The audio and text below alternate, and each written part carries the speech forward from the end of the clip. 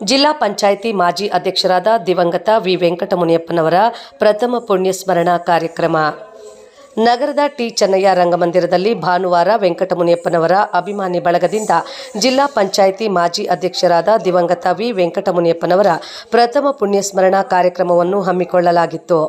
ಕಾರ್ಯಕ್ರಮದಲ್ಲಿ ಕಂದಾಯ ಸಚಿವ ಕೃಷ್ಣ ಬೈರೇಗೌಡ, ಮುಖ್ಯ ಮಂತ್ರಿಗಳ ರಾಜಕೀಯ ಕಾರ್ಯದರ್ಶಿ ನಜೀರ್ ಅಹ್ಮದ್, ಮಾಜಿ ಸಭಾಪತಿ ವಿಆರ್ ಸುದರ್ಶನ್, ಮಾಜಿ ಸ್ಪೀಕರ್ ಕೆಆರ್ ರಮೇಶ್ ಕುಮಾರ್ ರವರುಗಳು ಮಾತನಾಡಿ ವೆಂಕಟಮುನಿಯಪ್ಪನವರ ಸಾಧನೆಗಳ ಬಗ್ಗೆ ಹಾಗೂ ಸರಳ ಸಾರ್ವಜನಿಕ ಜೀವನದ ಬಗ್ಗೆ ವಿವರಿಸಿದರು.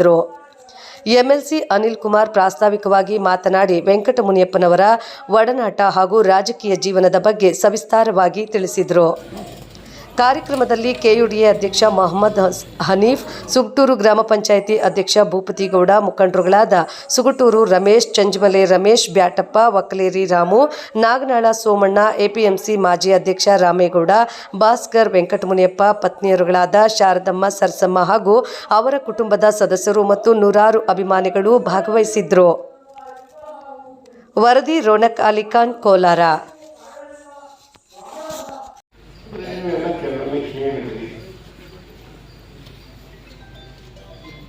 ಈಗ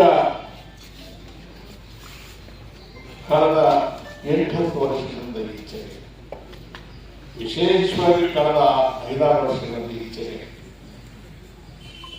ಚುನಾವಣೆ ಅಂದರೆ ಚಳಿ, ಜ್ವರ, ವಾಂತಿ ಮತ್ತು ಬೇರೆ 4 ಒಟ್ಟಿಗೆ ಆಗೋದು. ಕಾರಣ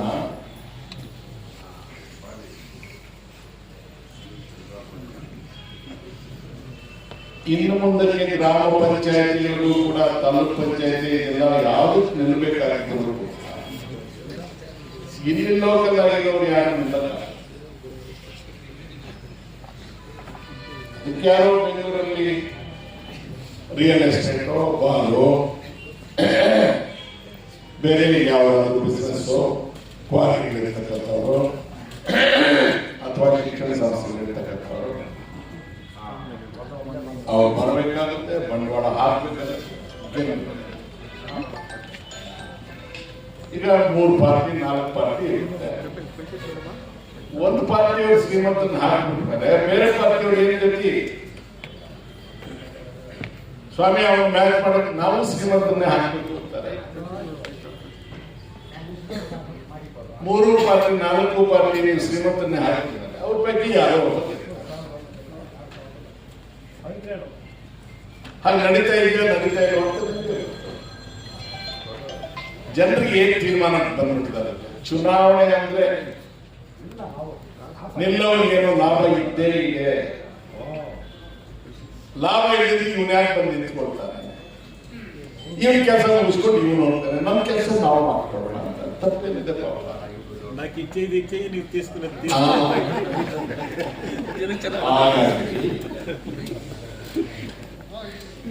ಅಪ್ಸ್ವಾಮಿ ರೆಡ್ಡಿ ಅವ್ರನ್ನ, ಬೀರೇಗೌಡರನ್ನ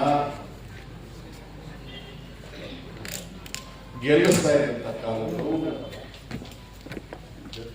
ಬರಿಗೈಲಿದ್ರೆ ಗೆಲ್ಲಿಸೋದು, ಸೈಕಲ್ ನಲ್ಲಿ ಹೋದ್ರೆ ಗೆಲ್ಲಿಸೋದು, ಯಾರ ಕಾರಣ ಇದಕ್ಕೆ ನಮಗೆ ಗೊತ್ತಿಲ್ಲ. ಇಡೀ ಭಾರತ ದೇಶದಲ್ಲಿ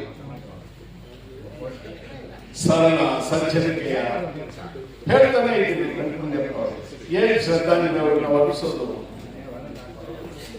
ಅಣ್ಣ ನೀನಲ್ಲಿ ಹೊರಟೋಗಿದ್ದೀಯ, ಟವರ್ ಸಿಕ್ಕಲ್ಲ, ನಿನಗೆ ಮಾತಾಡಕ್ಕಾಗಲ್ಲ.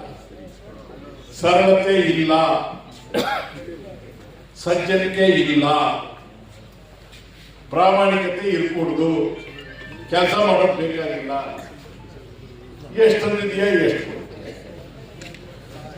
ನೀನು ಹೊರಟೋಗಿ ಪುಣ್ಯವಂತನಾದೆ, ನಾನು ಹಿಂದೆ ಬದುಕಿದ್ದು ಸಾಯ್ತಾ ಇದ್ದೇನೆ.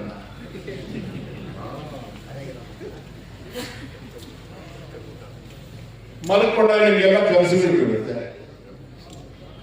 ನಿಮಗೆ ನಿಮ್ಮ ಮಕ್ಕಳು MBBS ಹೋಗ್ಬೇಕು, IAS ಪಾಸ್ ಮಾಡಬೇಕು, ಒಳ್ಳೆ ಹುಡುಗ ಸಿಗಬೇಕು, ನಿಮ್ಮ ಮಗ SP ಆಗಬೇಕು, ನಿಮ್ಗೂ ಹಂಗೆ ಏನೋ ಆಗುತ್ತೆ. ಕೆಲವರು ಒಳ್ಳೆ ಮಳೆ ಆಗಲಿ ಬೆಳೆ ಆಗಲಿ.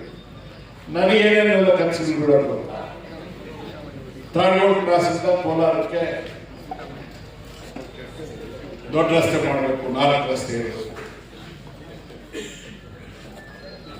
ಚಿಕ್ಕಬಳ್ಳಾಪುರದ ರಸ್ತೆ ನಾವು ನ್ಯಾಷನಲ್ ಹೈವೇ ಅಲ್ಲ, ಅದನ್ನು 8 ಲೇನ್ ಮಾಡಬೇಕು. 1 ಗಂಟೆ ಒಳಗೆ ಏರ್ಪೋರ್ಟ್ ಸೇರಬೇಕು. ಕೋಲಾರದಲ್ಲಿ ಒಂದು ಯಾಂತ್ರೀಕೃತ ಕಸಾಯಿಖಾನೆ ಮಾಡಬೇಕು. ಈ ಭಾಗದ ರೈತರು ಕೋಳಿ, ಕುರಿ, ಮೇಕೆ, ಹಂದಿ ಏನು ಬೇಕಾಗಿದ್ರು ಕೂಡ ಎಕ್ಸ್ಪೋರ್ಟ್ ಮಾಡೋದಕ್ಕೆ ಮಾಂಸ ವಿದೇಶಗಳಿಗೆ ಹೋಗಬೇಕು. ನಮ್ಮ ರೈತರಿಗೆ ಡಾಲರ್ ದುಡ್ಡು ಬರಬೇಕು. ಇಲ್ಲಿ ಒಂದು ರೈತ ಮಾಲ್ ಮಾಡಬೇಕು. ಯಾವುದೇ ಗುಂಡು ಸೂಜಿಯಿಂದ ಹಿಡಿದು ಕೊಡೆಯಿಂದ